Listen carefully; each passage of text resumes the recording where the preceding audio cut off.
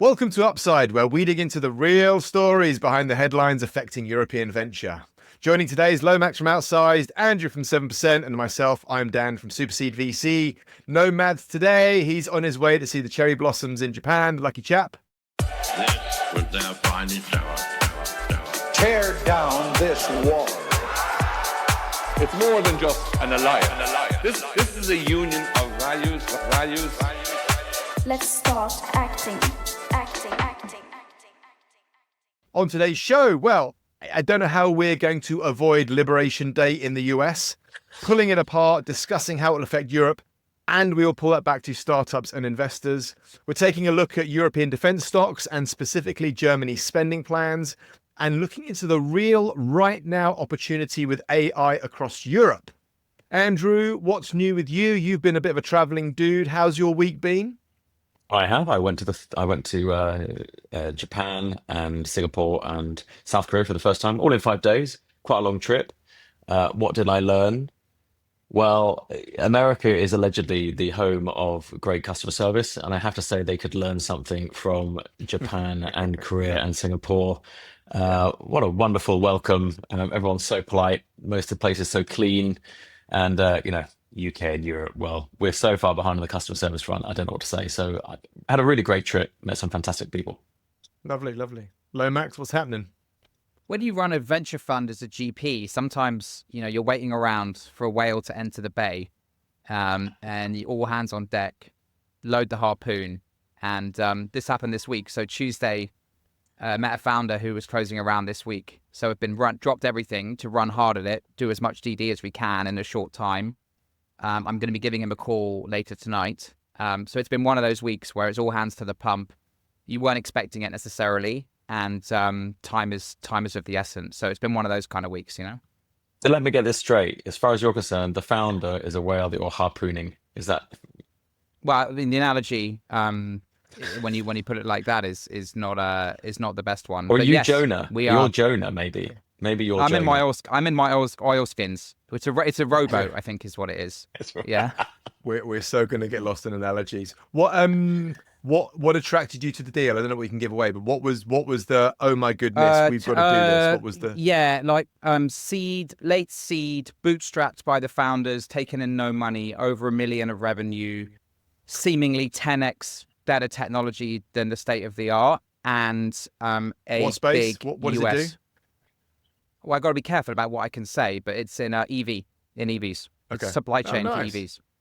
And it had been identified by a big US player as the leading tech in the world. So we're doing a lot of kicking the tires and various things, but exciting.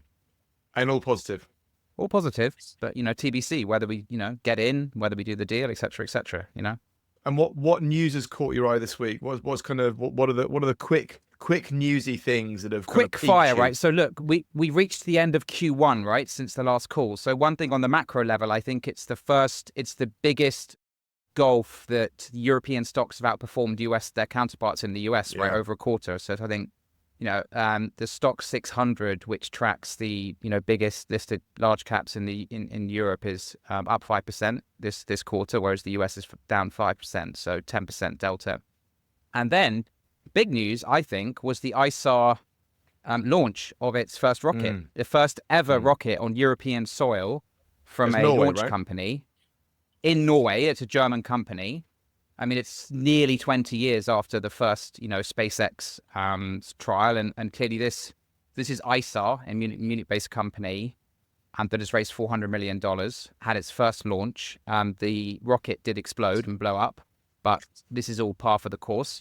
As you guys may recall, it took SpaceX 4 attempts to get a rocket into They expected orbit, it, right? From what I can read, they expected it, and this was a measure of success. It got off the launch pad. It just didn't go that far and then flipped over and exploded. But this, It was reported as the first rocket to be launched from the European continent that could reach orbit, but that's not actually true. Those who know their space history will know that in 1971, the United Kingdom launched the Black Arrow, launched the Prospero satellite into orbit in 1971, and then we promptly cancelled our entire space program and handed all the technology over to the European Space Agency, as we're so good at doing. Apart from that, was great news. Launched from Norway, wasn't it? A spaceport in Norway, northern Norway. Launched from I think. Norway, blew up, but as we say, shouldn't be a problem. Lots of valuable data. One interesting thing is it took these guys 400 million of funding to get to this point. Interesting, SpaceX in 2006, when they had their first launch, it took them 100 million of funding to get there. So 20 years before, with a quarter less money, SpaceX was already in play. So interesting kind of delta there. Normally, Europe is sort of renowned for being more capital efficient, isn't it? But not in this case. We can't put that down to inflation. I guess 20 years. No, not quite. No, I think no, it's the opposite. But I think that there's a number of things that feed into that, including a ready kind of talent base that they had in the US, probably to accelerate things with the funding that they raised. I caught a couple of things caught my eye this week. So watching Amazon last minute try and buy TikTok, I thought was quite interesting. I know Trump's got his own plans for that. I've been wondering why Bezos has been cozying up to Trump, and maybe if I was a dirty cynic, I'd pose that. The other thing that caught my eye this week was AI models. Now H&M have bought the rights to 30 models to not take photographs of the models for their campaigns, but to use their digital twins. And it kind of made me think, oh, we're going to bring back Elvis? Are we going to see Tom Cruise still acting in Mission Impossible 97? The Hollywood business model is so broken. Could this rejuvenate it, or will this kill it completely? Like streaming broke music. But it was only a matter of time before we saw this kind of proposition where don't have the model, don't have the actor, don't have the singer, but I will sell you the rights to my image or my voice or my moving avatar. And I wonder where we're going to go with this. And I wonder what it's going to mean for music industry, movie industry, and whatever it might be. The other thing that I know, I've met a number of people who are part of the Mansion House Compact crew, BVCA in the UK, which is the kind of the UK Venture Capital Association, and we've talked about this a lot and looking at how pension capital can be unlocked into private markets into the UK mainly. But I know that there are many European countries that are looking at smarter ways of using pension capital cash. And that I think my sense is there is going to be some actual movement. There is going to be some actual kind of pension cash. The model will be matched. There'll be some way of matching the VC 2 and 20 into the fee structure that pension funds will find palatable. So my sense, I don't know if anyone's got any opinions or thoughts on this, but my sense is that there will be some breakthroughs this year. My bet is there will be some breakthroughs this year with pension cash. Andrew, what do you reckon? There's a lot of people been talking a lot. I want to see some action. So for sure, we'll see some movement. Will it be enough? Will the money find its way to the right type of investment firms, or will it all end up in mid cap It'll all PE, be up top, or growth sort of venture into de-risked, enterprise software? That's the big problem. Will this money end up in the hands of VCs and general partners who are happy to really go the extra mile and well, that's where the innovation lives, isn't it? The real innovation happens down in our world, and the big returns, and the huge returns, right? The huge returns to own some of this technology of the next 10 years. Yeah, it's interesting. I was staggered by there's a very low base, right? So 0.007% of pensions money in the UK is invested in VC. 0.007, right? Compared to the US. But look at how much goes into US venture. Look how much UK pension capital through various vehicles. It's like nearly in double digits. It's quite astounding. But sorry, I interrupted. Carry on. No. So I think under Mansion House Compact they've targeted 5%, right? So they've got to get going by 2030. Until 2030, 5% by 2030. My sense is that the vehicles they're going to be using, the fund of funds vehicles, or the vehicles that they're going to be using, are going to be more open and mindful of where the money goes, rather than the pension funds themselves being able to be much more risk averse. So that's why I'm a bit more hopeful. That's got to be the way forward. Like, in Europe now, you have a cohort of emerging fund of funds that actually understand the VC product much better than anyone in Europe has over the years. And I don't think pension funds going out investing directly in GPs is the best idea. And what Andrew said, and we've talked about it on this pod before, is it will end up going to the kind of boring people who aren't really investing in true innovation and are probably more like, what we call AUM, kind of fee generating machines. I think the fund of funds do have the ability to distribute that capital down to the more proactive, entrepreneurial kind of people at the more cutting edge of our industry. So That's got to be the way to go. I think my sense is that this year these things will unlock. Right. So let's You talk a mentioned little TikTok, bit about. by the way. Isn't TikTok become the ultimate party round? I mean, you've got like A16Z there, you've got Silver Lake, you've got Blackstone, and you can see why this is as you alluded to with Bezos, all these guys hanging out with Trump. This is now getting probably access to an app that has 170 million users in the US at probably a very nice price. With Yes. ByteDance having a gun put to their head by the Trump government. By the way, the deadline is on the 5th of April, so we should find this out literally Yes, tomorrow, Saturday. probably. It's the ultimate party round auction that's being run now, right? And then if you factor in the people who've already invested, like Cochu, etc., like you're going to have the kind of who's who all-star cap table of, like growth equity and VC firms, right? I totally get why Amazon's interested. TikTok Shop. I didn't realize what a behemoth TikTok Shop is. And it's only going to get better, worse, depending on your point of view. There's only going to be more throughput. Yeah. This kind of shopping, I can't. It's absolute billions. So I can see why Amazon is keen. But I want to move to Germany. I want to talk a little bit about Germany's defense spend and defense stocks in Europe in general. Everything is on the up. Now, a number of defense stocks now trade on forward earnings multiples that exceed those of luxury and tech. So we've got Rheinmetall, Saab, Kongsberg, Gruppen, ASA trade at around 40 times forward earnings multiples. And now, personally, I believe that defense will be the driving force that unlocks and saves Europe from irrelevance. I've also got this conspiracy theory. I was chatting with you guys earlier in the week. I've got a conspiracy theory that the lifting of the German debt ceiling was effectively an incredibly smart move from Scholz to rejuvenate and rescue the German automotive industry. So you have Volkswagen factories now producing tanks, subs, and munitions. My take is that this will be a massive unlock. What do you reckon? Will it be a wider GDP European breakthrough? Will it be this kind of growth hack that we need? If so, where, how, who, when? Lomax, what do you reckon? Unleashing the fiscal shackles in the biggest economy in the Eurozone is a great thing, right? So I think this is an huge increase in defense spending coupled with, I think, 500 billion that they've pledged to spend in infrastructure, right? So it's not just pure defense. So I think this can only be a good thing. I mean, clearly it's pushed up their borrowing costs, but ultimately everyone thinks that this will long-term be an investment in growth and in GDP. I think that's great. I think it's a possibility. Like, I don't think it's a slam dunk. We have to see what the asset allocation is like. We have to see the execution of that. I mean, the last time I went to Berlin, I think how long did it take them to refresh the Berlin airport? 10, 15 years. Like, these things, in Europe can get scuppered by, the issues we talked about here before, like excess regulation. So, like in what we've been talking about in the context of the UK is you can pledge to make all this money and invest in infrastructure, but you need at the same time to be cutting red tape and accelerating that and removing the roadblocks to that. I think when I think about it on a startup level, I see people running around like headless chickens, trying to invest in defense companies or dual use companies in venture. When I see VCs flocking towards things, I worry. Because It this feels is where, like, do you remember years ago, everything was a blockchain app, then everything course. was an AI app. Now it feels like everything is going to be a dual use or a defense tech. Yeah, and per your point, like pivoting Volkswagen factories to defense, it's the same. We're seeing infrastructure AI companies pivoting to defense or dual use, and you see that across a number of different companies. I think I would worry here because there's sort of you need to take a number of steps. It's like, yes, you increase by tens of billions, if not hundreds of billions, defense spending in Europe and the UK. That ipso facto, to me, does not lead to a big kicker in our world of startups, right? You're selling Not into even in governments. dual use. I think it will help, but I don't think it's slam dunk.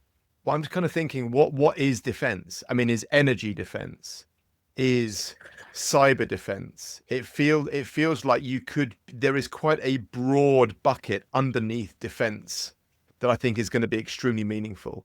And if you think about all of the subsidiaries, all of these other businesses that are going to need to get involved in producing whatever it is that might be absolutely whatever they call it nowadays, peace technology. They don't call it war, they call it peace technology. So Andrew, what do you reckon? I think a better word is resilience. A part of that is kinetics, so bullets, bombs. Part of that is equipment that's directly related to fighting a battle. But you're absolutely right. It's also cyber. It's also energy. I mean, we still haven't got to the bottom of why Heathrow went dark a couple of weeks back from one substation. But I suspect if you did an analysis of critical infrastructure across Europe and the UK, we'd all be pretty horrified at how weak and fragile some of that stuff is. So it's actually a very large area to look at. And generally, defense spending's, I think, probably a good thing. If it's a rebalancing towards sort of defense and industrial autonomy within Europe, that's got to be a good thing. We discussed before how 80% of the current spending goes outside of Europe. That's kind of crazy when we're industrial nations that can build this stuff and we have the technology to build this stuff. It requires an alignment of ESG policies from investors. And it also, to your point, Lomax, it depends where the money goes. If all the money just goes, into the pockets of the existing primes, BAE, Leonardo, TAL, Saab, Rolls-Royce. Which is what the market has bet, right? Those companies are up nearly 200% this year, 150, 200%. Yeah, Exactly. they're up between 70 and 170%. I mean, all defense and all defense ETFs are up. You could argue that they were underpriced before, though. So of course. I would argue they are. That's not necessarily a bad thing, but I hope some of the money gets into the innovation because that's what's going to help us compete globally. That's what's going to be good for the ecosystem as a whole, and obviously the stuff we care about, which is those startup companies. But you want to be not just investing in the capacity to create artillery shells just in case Putin loses his mind even further and invades Europe, but you want to be investing in the next gen technology because that's what drives growth, drives innovation, and that's what has a trickle down effect into the rest of the economy and into other areas of dual use. So generally, I think it's good. Let's see where the money goes. It could be all the boring stuff, right? And actually, just like, for example, there's a one like big point is, Germany, I think the leading general in Germany came out saying they need to recruit 100,000 more soldiers. He said for that to actually happen, they will need some form of conscription, right? And that will be the same across a number of economies. And I know we all think that warfare is going to be autonomous. I'm sorry, but like in the short term, you're going to need boots on the ground. So that a lot of the money will be going in that. I actually think there's a very interesting article by a friend of ours, Nicola, who runs a dual use fund, and what she was saying actually, because a lot of what I've seen in startups is what she calls battlefield tech, which is like these kind of very incremental point solutions, which actually, you would kind of think if I'm investing in defense now, those are the things that you think might actually be the kind of place to invest. But actually, I think it's a much more boring, the kind of infrastructure of defense that sits behind that, which might include hiring people and, like training people and all this kind of logistical stuff. This is my point, Lomax. This is my point. It's infrastructure, it's energy, it's recruit, it's operations. It's there. That's why my personal take is we are going to see an absolute reframe of lots of AI companies becoming peace tech or whatever we want to call it. And it's going to be quite a broad, rejuvenating kind of set of scenarios where these startups have a lot more investor interest because our LPs and LPs, and there's going to this kind of broader push for a focus on defense, which I think is fairly broad and fairly deep. But I wanted to give one anecdote, right? I heard this week that kind of encapsulates what when we think about it at the startup and investor level, what's happening at the moment, right? So I remember a climate software company 4 years ago during the climate boom raised a pre-seed at, let's say, 5 million. And about 10 minutes later, it raised a seed round at 4 to 5 times the price from a tier 1 VC fund with no change in substance, right? I've just seen the same thing happen with a defense company for no reason, right? Went from kind of pre-seed at 5 to a 50 million seed.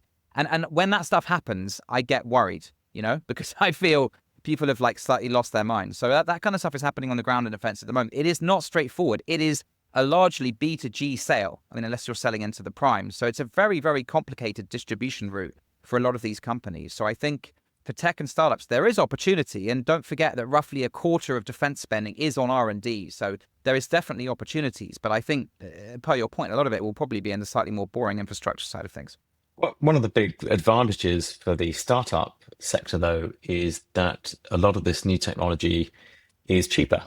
So the primes are used to charging perhaps 2, 3, 4 million for a Storm Shadow cruise missile that we've seen shipped off to Ukraine.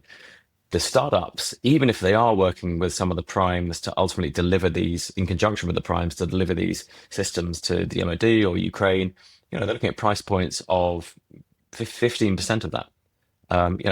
Substantially lower, and that's driven not just by the fact that some of the startups can create this technology more cheaply, but it's driven by demand from the primary customer today, which is the Ukraine, but also a recognition that actually in a world of drones and low cost munitions, that your defense, your interceptors, the countermeasures have to be priced at a point which is you can produce enough of them and which is acceptable to the customer. So every single military, if it wants to be prepared, has to buy this stuff, because they're all looking at Ukraine and going, wow, we don't have any of that stuff. We don't have any of that stuff. We don't have any of that stuff. So there's huge opportunity. And that's one of the really positive developments for the whole startup ecosystem in defense and dual use. I'm going to pledge to do a bit of a track on this and have a look at what's happening with dual use, what's happening with defense, as with how many startups are coming through, what the intrigue is, what the raised quantums are, what the value, and see if we can see any patterns of behavior, and I'll report back. Final thing on the European side of things is that the European, per Andrew's point, the European governments have now pledged to basically buy European, right? So actually, funnily enough, if you're an investor in Anduril in theory has had half of its market just cut away from it, right? Because the Europeans won't be buying that technology anymore. So actually, I think it's very interesting for the Europeans, because they actually in theory won't be competing against the US tech companies this time. And the Germans have just set themselves up as the central point of production, if I'm reading between the lines. So let's see how a lot of this unfolds. The Europeans won't even buy UK stuff at the moment, right? So it's very sovereign driven at the moment. Theorem's done a fantastic analysis of the sort of resilient sector across Europe, and it's been up 30% across over the last 2 years, even though overall VCs 45% down. So this is something that's already started and is only increasing. I want to talk about a report from Nicolas Collin, who's the publisher at Drift Signal. He writes a blog there. He's also the co-founder of the family over in Paris somewhere. I think he's somewhere in France. Now, he's written an article called "Who Will Be the Japan of the AI Era?" And what he's trying to do is trying to draw a parallel between Japan's pioneering role in revolutionizing manufacturing with lean production in the 70s and the 80s, and this current transformative potential of AI and reshaping production methods. And I think it's quite a worthy parallel and quite an interesting story. So as AI becomes deeply embedded in society, the key question is who will develop the most advanced AI technologies, but which countries or regions will possess the institutional frameworks and strategic vision to actually bring all this alive. Now, he's suggesting that much like Japan's unexpected rise in manufacturing, the leaders in AI-enabled production will be at the application layer, and the countries that will emerge as the winners, they will only win if they can embed these organizational structures and get it right down at the core level of how they apply AI and how they fully harness the capabilities. So to me, this feels like our opportunity. This feels like Europe's opportunity. We're at this pivotal moment where China, America are fighting on the foundational level. We can harness this application layer. And if governments can get their act together and large orgs and institutions can get their act together, we can really start applying and get Europe back on the map. Can they step up? If so, how can we step up? Where, when? So Lomax, I know you are not in full agreement with Nicolas' thinking here. Where would you take it? No, I think firstly, I love his writings, although they are very bullish on Europe, which is great. But I think sometimes erroneously so, right? So I just think when I digested this article, which is incredibly complex, I think, and in terms of the analogy it's drawing. And one of the points he was making is that this lean production methodology that was pioneered by Toyota in Japan after the Second World War, in the context of manufacturing, was actually adopted much better in Europe than in the US, because that methodology was predicated on treating your employees well and fostering a culture of sharing. And what they'd said Toyota was you can have a job for life, right? So it encouraged people to kind of be in it together, whereas in the US it's a bit more transactional, that people change jobs much more regularly, like they tend to be elbowing each other out of the way, etc. So in Europe, in a way, was better at adopting that, and the sort of symptom of that, or the outcome of that, was that the European automotive industry actually did a much better job of adopting that and became a world leader in a way that the US actually ended up struggling, right? I don't know. It's a long kind of complex point, but I don't think that applies in AI, basically. So that's why I think I don't disagree with him. And I was trying to think about why, and I was like, much as I love the idea of what you just said, Dan, it's like, if you just conclude that AI is better software, right? Let's just start with that as a premise. Even if it's a step change, it's still better software. Like, let's just take Europe versus the US. Like, the US, the data is there. Like, the US enterprises have been a far quicker adopter of, for example, cloud technology than their counterparts in the EU, right? There is early, but I don't know, I can quote a report by McKinsey that shows that European companies are between 50 and 75% behind their US counterparts in adopting AI. I mean, who knows? That's probably a bit vague, but I kind of can agree with that. So I'm sort of thinking, if you take Nicolas' like philosophy, you'd be like, oh, maybe the European kind of fabric and institutions are going to be better at adopting these tools and more collaborative, and everyone's kind of in it together. I just don't agree with that. If I look at, look at the numbers and the productivity. You look at productivity numbers. I think since 2019, the European, like US productivity per hour per employee has gone up 7%. In Europe, the equivalent figure is 1%. If you look at GDP growth since 2000, the gulf is like staggering, especially if you look at GDP growth, EU versus the US since the global financial crisis. And I think a lot of that is like adoption of the technology. Don't forget, guys, that the US spends 3.5% of GDP on R&D, right? And Europe is maybe half that, just over half that. So adoption of technology, et cetera, et cetera, et cetera. We've already been doing it. We've had an experiment in the last 10, 15 years. So I don't see anything there that suggests that it's going to be any different this time with AI in Europe. Maybe I'm wrong. Call me the doom monger. But I don't see a kind of special reason for distinction the way that Nicolas has drawn in his article. I hope, and I know Andrew's going to agree with me. I'd love him to disagree with me, but Andrew, where are you going to go? I'll agree with you that I thought it was a sort of an in-depth piece, which was interesting as a thought experiment. But there's a line in there that really caught my eye, which was what ChatGPT represented wasn't a technological breakthrough, but an interface revolution. And I just don't think that's true.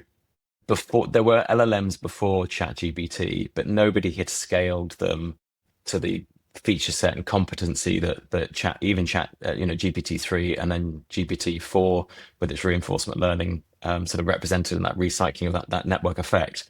So I think it's just fundamentally flawed to suggest somehow that this was just a great interface plugged into sort of run-of-the-mill technology. And I think it underestimates the value in owning the compute, and the technologies and infrastructure around that compute.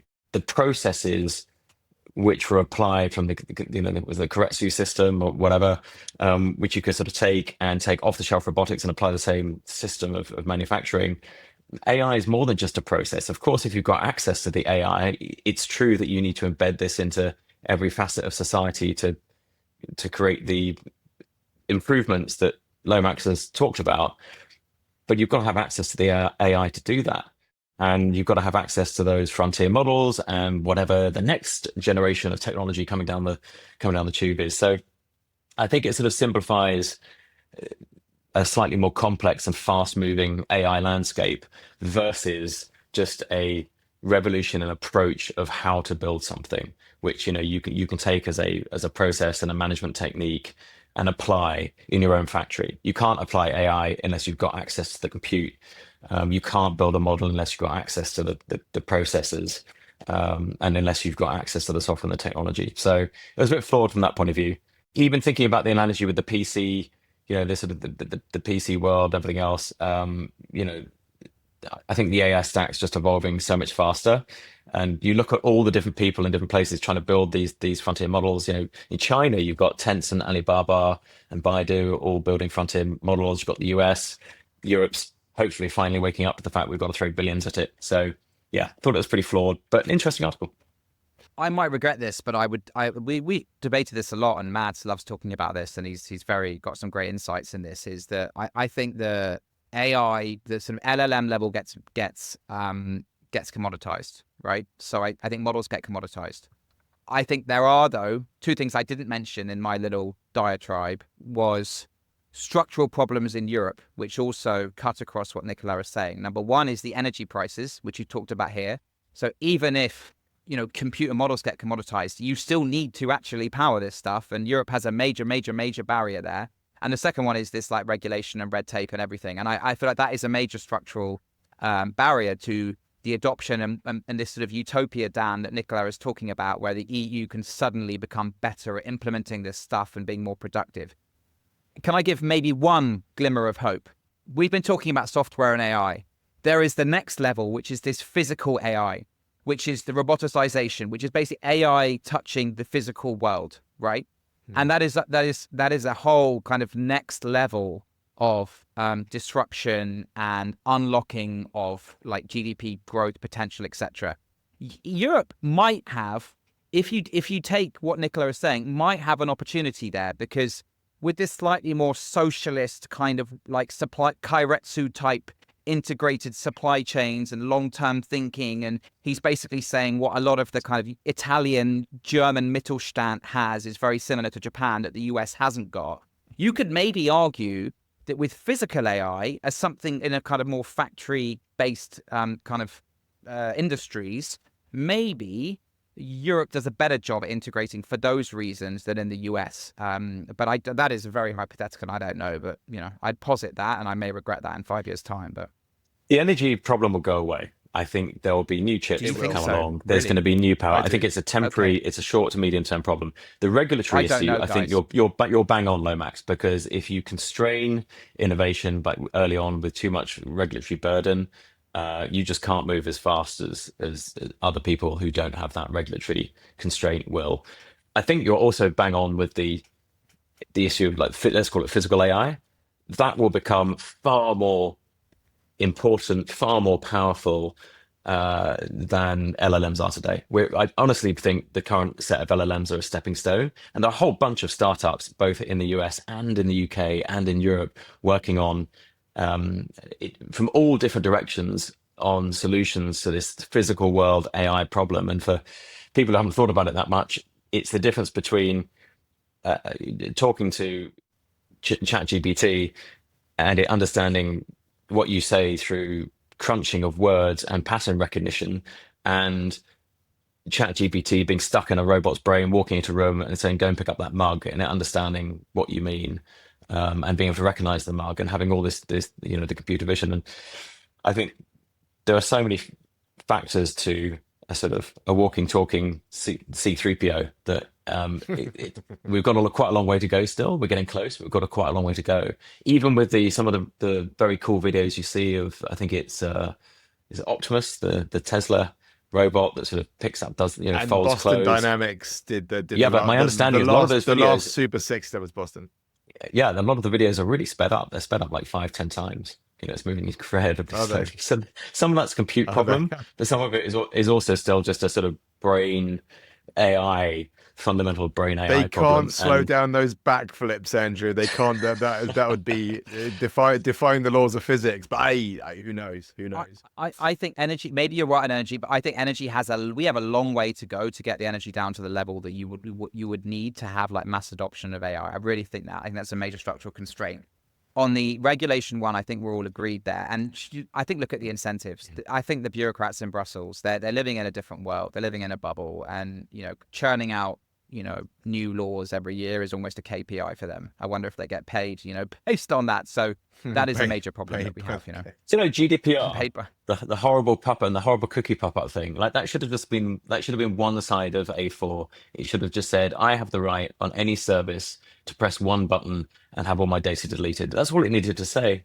All this other stuff about accessing data and everything else, and so it doesn't actually serve its purpose. Like, I still can't get these damn companies to delete my data, even with all the GDPR crap. It's so painful. They should have just specified that every single app you have should have one Maybe button they've learned their I lesson. can press. Hopefully that was a minor blip. Although it is always, I think, very telling whenever you see any tech or any founder in front of Congress in the States and the lack of knowledge in government. And I would love to see somebody stood in front of the MPs in the Houses of Parliament and explain whatever technology or this AI or this social media platform or whatever it might be. That would probably be quite telling as well over here. There's one last topic I want to dig into, and it's a behemoth of a topic. We can't not talk about Liberation Day, and I feel like it needs a theme tune and somebody in with an orange face to stand behind me and wave his fists in the air. So Liberation Day is I think the full title is America's Economic Liberation Day. So this is all about tariffs. So at the time of recording, the whole tariff debacle has been blowing up the news threads. So I want to talk about what tariffs are, what they mean for Europe, for startups and investing. Now, for context, I didn't realize that tariffs built the USA. There are basically two periods of history, of American history, I guess. The US didn't have any federal income tax until 1913 and ran for over 100 years on import taxes or tariffs. And that feels like part of Trump's rhetoric in this whole MAGA, make America great again is harking back to, we need to put tariffs back on the table. And he keeps calling them unfair, and people are being mean and doing us down. So tariffs are really, really back on the table. It seriously backfired the last time that they tried to universally apply tariffs, which was in the Great Depression. It was the Smoot-Hawley Tariff Act, and it was a tariff on 20,000 products coming into the US. It failed miserably. It drove the Deep Depression even further and more global. But we're not in a depression, and it should be very, very different now. So I've got loads and loads of stats, facts, thoughts on this. I've done a lot of research into what tariffs are, how they'll affect Europe, startups and investing. But I'm going to shut up just there and hand over to Lomax, because I could bore everyone to tears with this. But Lomax, where would you take this topic? Because this is going to affect us, isn't it? At the sort of geopolitical macro level, there is a bunch of stuff to unpack here. But actually, when I was thinking about this in the context of startups, like European startups, I didn't conclude nothing to see here, but I concluded actually the impact of this is, I think it's just heads down and keep building, more or less. But right? what about when things, there are going to be some grey tariffs, right? There's going to be some challenges for startups around digital services and other, when, for example, the EU, if they do retaliate, there will be some challenges with big tech, which will therefore affect European startups. So my sense is there are going to be some knock-on effects. So one thing is there's a lot of detail here, right? There's a lot of detail to really dig into. Like as far as I concluded so far, and it's confusing this because the landscape changes, is actually for software there are no tariffs, right? So if you're investing in software companies, which most tech companies are in Europe, you can still access your largest, potentially largest market unencumbered by tariffs, right? Which is why I was slightly concluding, not much to see here. If you are investing in or building deep tech companies, which have a hardware component, which, we all do here, and increasingly in Europe, more euros and pounds are being allocated to deep tech companies for some of the reasons we discussed earlier, then those companies will have more of a problem, because if they're not manufacturing in the US, they will have, if they're coming from the EU, as at today's date, a 20% tariff. If they're coming from the UK, a 10% tariff. And, these seems to be things to be changing every week. So I don't know. So I think that is, Andrew and I share an investment in a company that has just used a large Series A war chest to actually set up manufacturing in the US, which they were planning to do anyway ahead of tariffs. But that may be something that these companies need to think about more, especially if the US is going to be a big market for them. There's a bunch of stuff. When I think about it, I'm like, what is Trump doing here? He's trying to do one of two things. Is he trying to fundamentally unpack globalization and take things back to how they were and onshore and reshore a bunch of manufacturing, supply chains, etc. in the US? Or is he using this as a weapon, basically, to get other countries, negotiating tactics, to get them to reduce the tariffs on US exports? I don't know, because on the first one, the tariffs caused so much damage. Inflation, right? Inflation could be, according to Goldman Sachs, double what it was reported to, projected to be this year. That impacts, inflation is largely a tax on the poor, I would say. And a lot of those people vote for him. So a lot of people are going to be very, very, very unhappy, right? And so in a short term, and the long-term effects of this won't be felt for 10 years. If you're changing your supply chain and moving manufacturing jobs, and also unemployment in the US is, I think, a record low almost, right? So what are we actually, what's he trying to fix with that?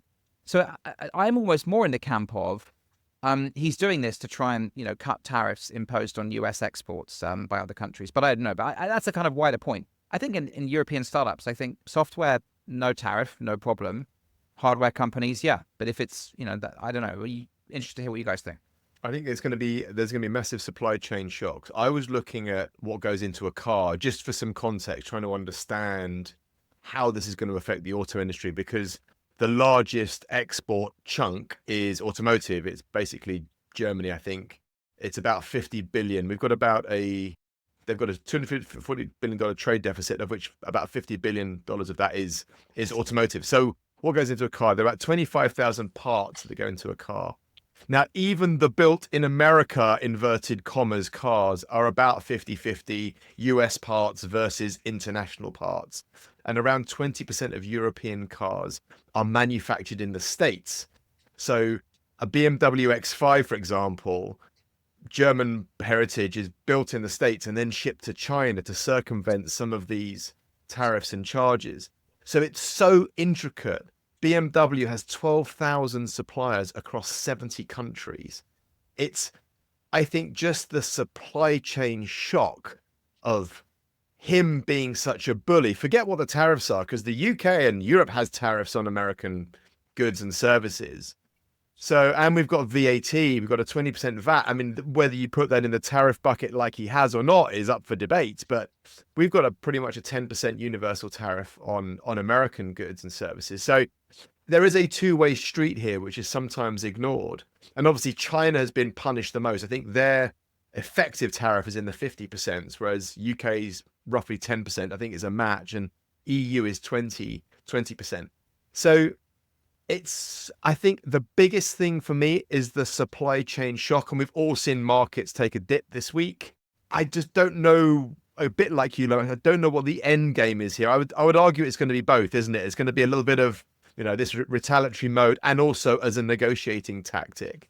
Yeah, 100%. I think it's a bit of both. There's some stuff where he wants to really reshore some of this build, and some of it is just to bully people to the negotiating table. It's quite fun to look back at what happened previously when he introduced tariffs. I think the washing machine tariff back in 2018, he put in, he put a 20% tariff on the first million washing machines or something, with the idea of protecting domestic manufacturers like Whirlpool from LG and Samsung.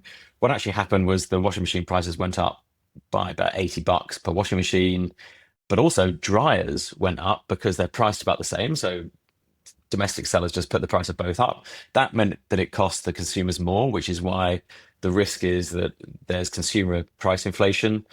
And it didn't actually work out that the domestic job increase helped at all. I think it ended up costing something like $800,000 per domestic job created as a consequence of the domestic increase of washer manufacturers. So it's all a bit broken with these tariffs. All these secondary consequences that you're not sure, or perhaps you don't predict when you introduce a tariff. The EU and UK opportunity has to surely be to do deals with some of these countries worst affected by these tariffs. If you want to sell more cars to MENA or to Africa, then go and do a great tariff, deal with the EU and the UK should go and do a great tariff deal with these other third-party countries and just work around the United States. I don't know if they will move quick enough to do that, whether Europe will move quick enough to do that, or have the sort of gumption to do it, because it risks the wrath of America. But you know what they say about a bully: whenever you placate a bully, he just carries on bullying. So I'm sort of the view that you have to kind of meet fire with fire to some degree. There's going to be some trade agreements. I fear that a lot of the Chinese stuff that was going stateside will end up in Europe, and I don't know what that means. I mean, I do know that American GDP is around 70% consumer spend, and in Europe it's about 50%, and in the UK I think last track it was about 59%. So if your economy is so fueled by consumer spending, then I can see why Trump wants, more of that spending being circulated within his own pot. I understand it. But I also think that makes it extremely fragile. And again, coming back to this, the whole intricacies of these supply chains, I can't see how everybody just doesn't bloody lose with this. It just feels like it's a sledgehammer, but actually there's this intricate little weave of under the radar web of connections between suppliers and consumers. It's just going to be an unholy mess. But Lomax, what else did you want to say? I'm just going to say I don't think we, as in the context of European startups, I don't think this is going to make a lot of difference. The biggest thing that I worry about is the inflation leads to higher interest rates, which makes it harder for me and you and Andrew to raise money, which means that we have less money to put into startups. That's the only thing I can really think of. But I think there's a safety digital break services here, tax. which I is think EU is going to go back with the digital services tax, which will affect American supply. I think there's going to be some retaliatory regulations and other kind of tariff-driven kind of grey import tariff issues. I think that will affect startups.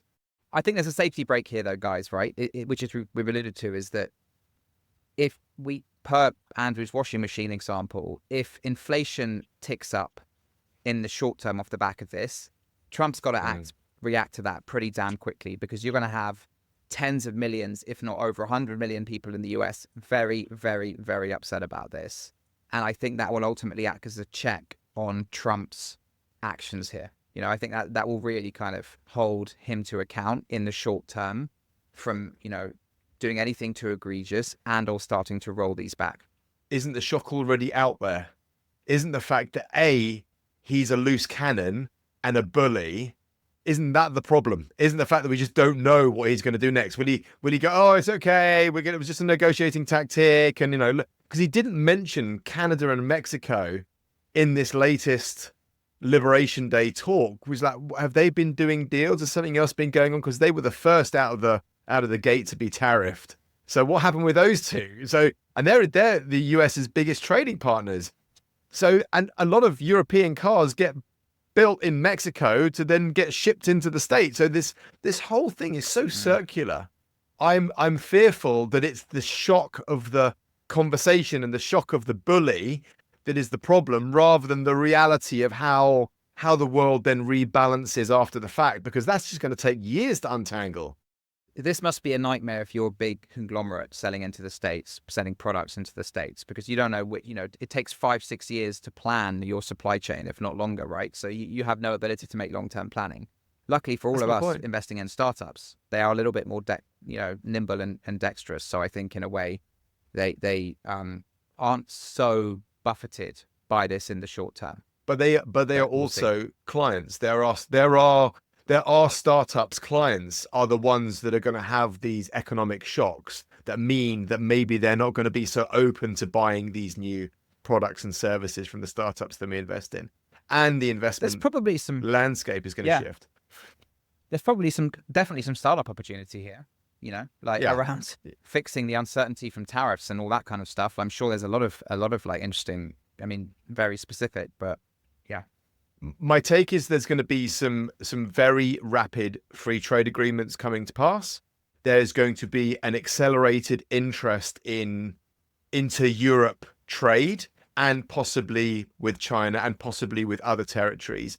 So my sense is there's going to be an emotional overhang with all of this too, because people, I think, forget, even post-Brexit, all these years later, the European attitude to the UK has quite rightly been, well, you've made your bed, you're going to lie in it on a lot of these business aspects. And I do think that attitude is going to be the same directed at Trump, even past his, let's assume he doesn't get his way and stay for a third term.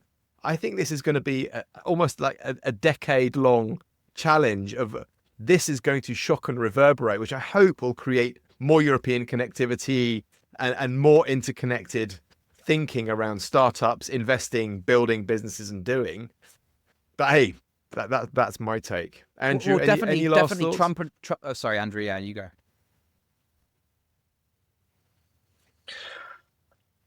Watching the news each morning isn't boring.